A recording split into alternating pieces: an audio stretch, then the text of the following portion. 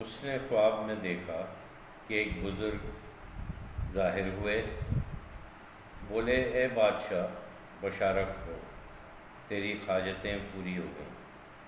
اگر کل کو کوئی اجنبی شخص آئے تو وہ ہماری طرف سے ہوگا، جب وہ آئے تو وہ ماہر طبیب ہے، اسے سچا جاننا اور اس کے علاج میں جادو دیکھنا اور اس کے مزاج میں خدا کی قدرت دیکھنا۔ جب وہ خواب سے جاگا تو لونڈی کے غم کی بجائے غم سے آزاد ہو کر بادشاہ بن گیا۔ وہ جھروکے میں بیٹھ کر منتظر رہا کہ خدائی بھید اس پر ظاہر ہو۔ اس نے ایک مرد کامل کو دیکھا جو چاند جیسا لگا اور خیال کی طرح کبھی موجود اور کبھی معدوم ہوتا۔ دنیا میں خیال معدوم کی طرح ہوتا ہے تو دنیا کو بھی خیال کی طرح چلتی پھرتی چیز سمجھ۔ اولیاء اللہ کے خیالات علوم باری کا پرتو ہوتے ہیں، وہ قائم اور ثابت ہیں۔ وہ خیال جو بادشاہ کے خواب نے دیکھا، مہمان کے چہرے پر ظاہر دیکھا۔ ولی میں اللہ کا نور ظاہر ہوتا ہے، اگر تو صاحب دل ہے تو اچھی طرح دیکھ لے گا۔ جب بادشاہ نے ولی کو دیکھا تو دربانوں کی بجائے خود آگے بڑھا اور اپنے غیبی مہمان کے سامنے ہوا۔ دونوں یکجان دو قالب ہو گئے۔ لونڈی کا عشق غیبی مہمان کی ملاقات کا سامان بن گیا۔ ہم خدا سے ادب کی توفیق چاہتے ہیں اور بے ادب ہمیشہ خدا کے فضل سے محروم رہتا ہے۔ بے ادب صرف خود کو ہی خراب نہیں کرتا بلکہ بعض اوقات سارے عالم میں آگ لگا دیتا ہے۔ بادشاہ جب اپنے مہمان کے سامنے گیا تو بادشاہ نہیں پورا فقیر بن کر گیا۔ ہاتھ پھیلائے اور اس کی طرف اسے دل و جان پر لیا، اس کے ہاتھ اور پیشانی کو چوما اور ساتھ لے جاتے ہوئے بولا کہ مجھے صبر کرنے سے خزانہ مل گیا۔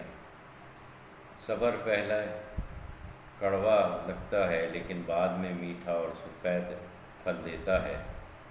اور کہا ہے کہ تیری ملاقات ہر سوال کا جواب ہے اور بے شک تجھ سے مشکل حل ہوتی ہے۔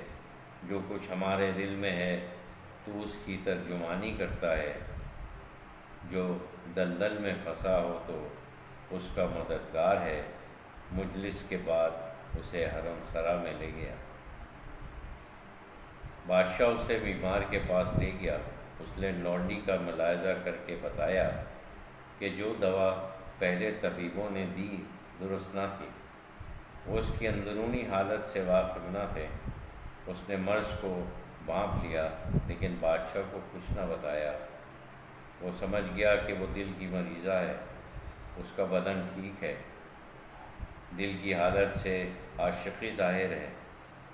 عاشق کی بیماری دوسرے امراض سے مختلف ہوتی ہے، یہ خدا کے بھیدوں کا استرلاب یعنی پیمانہ ہوتا ہے۔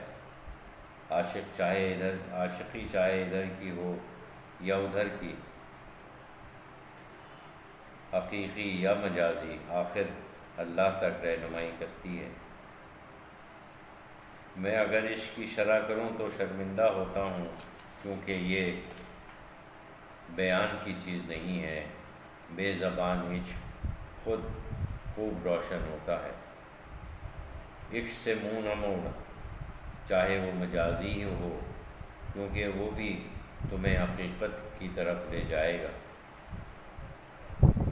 طبیب جب لونڈی کے مرض کے راز سے واقف ہو گیا تو اس نے بادشاہ سے کہا کہ میں تنہائی میں کنیز سے کچھ بات کرنا چاہتا ہوں۔ پس سوائے طبیب اور بیمار کے وہاں کوئی نہ رہا۔ طبیب نے نہایت ہی نرمی سے پہلے اس کے شہر کا نام پوچھا، پھر رشتہ داروں کا اور تعلق داروں کا، اور ہاتھ اس کی نبض پر رکھی۔ پیر میں چبھے ہوئے کانٹوں کو نکالنا جب ایک مشکل کام ہے تو دل کے کانٹے کا کیا حال ہوگا۔ یہ ہر کسی کے بس کی بات نہیں ہے۔ اگر ہر ایک دلوں کے کانٹے نہیں دیکھ سکتا تو پھر دنیا سے غموں کا مٹنا کیا مشکل تھا۔ اگر کوئی گدھے کی دم کے نیچے کانٹا رکھ دے تو وہ نااہل کودنے لگے گا تاکہ یہ اس سے دور ہو جائے، لیکن کانٹا اور دھنستا جائے گا۔ اس لیے کوئی عقل مند چاہیے جو دل کے کانٹے کو نکالے۔ وہ اس لونڈی سے بچوں کی طرح پچھلے واقعات و حالات پوچھتا جاتا تھا اور اپنا کان اس کی نبض پر رکھے تھا تاکہ جان لے کہ کس نام پر نبض پھڑکتی ہے اور اس کا جانی محبوب کون ہے۔ مختلف شہروں اور لوگوں کے بارے میں پوچھتے پوچھتے حقیقت معلوم کرنے کی کوشش کرتا رہا، لیکن نہ تو اس کا چہرہ زرد ہوا اور نہ نبض بڑھکی۔ باتیں کرتے کرتے شہر سمرقند